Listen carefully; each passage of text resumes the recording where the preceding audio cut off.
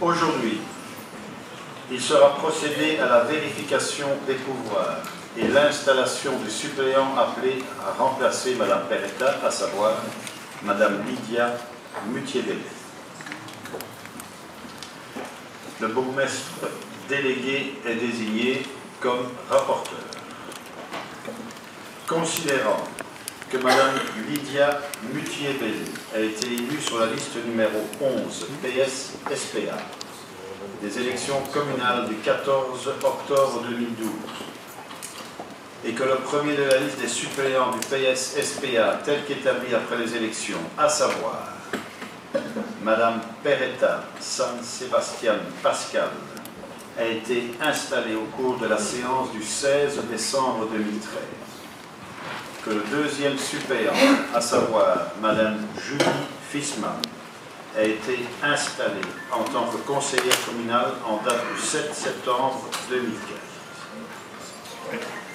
Considérant dès lors que le premier suppléant non installé de la liste à laquelle appartient Mme Peretta et le troisième suppléant, à savoir Mme Lydia Mutier-Bellé, née à Lubumbashi, Zaïre, le 7 décembre 1978, le bourgmestre délégué informe le Conseil qu'il ressort de la vérification des pouvoirs préalablement effectuée que l'intéressé ignore remplir toutes les conditions d'éligibilité et que ne se trouve pas dans un cas d'incompatibilité prévu par la loi.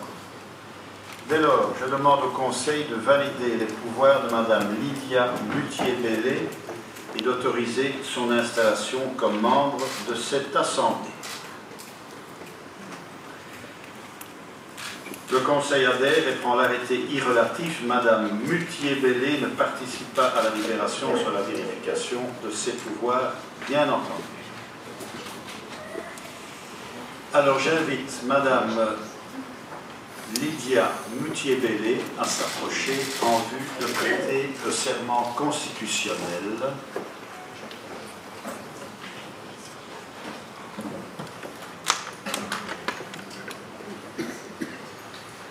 Vous avez les papiers là, vous levez Je jure fidélité obéissance à la Constitution et aux lois du Québec.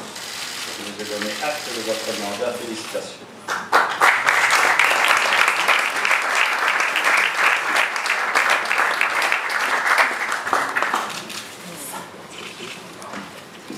Je dois maintenant donc procéder au tableau de préséance des membres du Conseil communal avec effet ce jour, 26 juin 2017. Comme dernière conseillère installée, Mme Mutier-Bellé Ngoy Lydia occupera la 49e place sur le tableau de préséance fixé conformément à l'article 17, alinéa 2 de la nouvelle loi communale. Mme Peretta occupait la 47e place sur ce tableau. Les conseillers qui occupaient la 48e et 49e place occuperont dorénavant la 47e et 48e place. Voilà, Mme Lydia Mutier-Bellé, vous êtes installée au sein de ce conseil communal officiel. Madame Mutier-Bellé, nous tenons à vous féliciter pour cette prestation de serment. Qu'est-ce que vous allez faire ici, dans la ville de Bruxelles? Voilà, donc je pense que c'est un retour après plusieurs années d'absence. Comme on l'a dit, en fait, j'étais candidate aux dernières élections communales et je siège par suppléance pour continuer les projets qui ont déjà été lancés et pour que chaque personne qui a voté pour moi, ou même ceux qui n'ont pas voté pour moi, puissent se sentir représentés au travers de moi. Voilà.